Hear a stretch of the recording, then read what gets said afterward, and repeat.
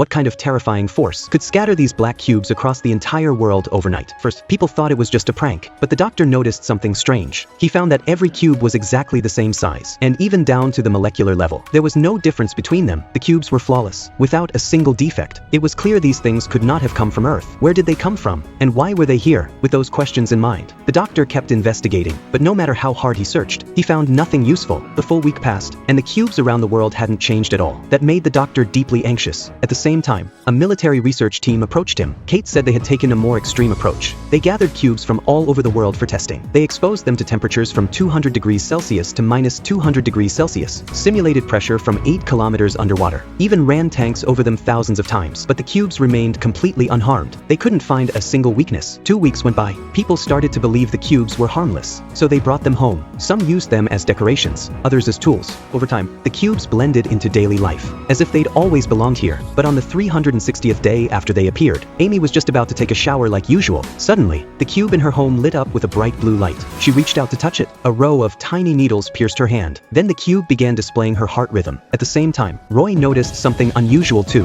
One side of the cube in his home opened up. He tried to get a closer look, but the cube quickly shut itself, then opened again on another side, almost like it was alive. What happened to the doctor was even more bizarre. The cube in his house floated into the air, aimed at him, and fired. He dodged in time, but the cube didn't follow him. Instead, it floated over to the television and started absorbing information about humanity. Clearly, everything had been planned. Soon after, the doctor received an emergency call from the military. Kate showed him surveillance of over 50 cubes. Each one had developed a unique ability. Some spewed fire, some triggered emotional swings in nearby people, some just kept playing music on a loop. Even worse, new data showed that the cubes had already hacked into networks around the world. The black cubes had begun their invasion. Just as the team was trying to figure out what to do, all the cubes suddenly went still again. The whole event had lasted just 40 minutes, but the doctor knew what it meant. The cubes had just completed the first phase of their mission, and something much worse was coming. Sure enough, soon, a countdown appeared on each cube. Everyone watched as the numbers slowly dropped to 0, fearing what might happen next. Then the surveillance footage showed something terrifying. People in the streets started collapsing, clutching their chests in pain,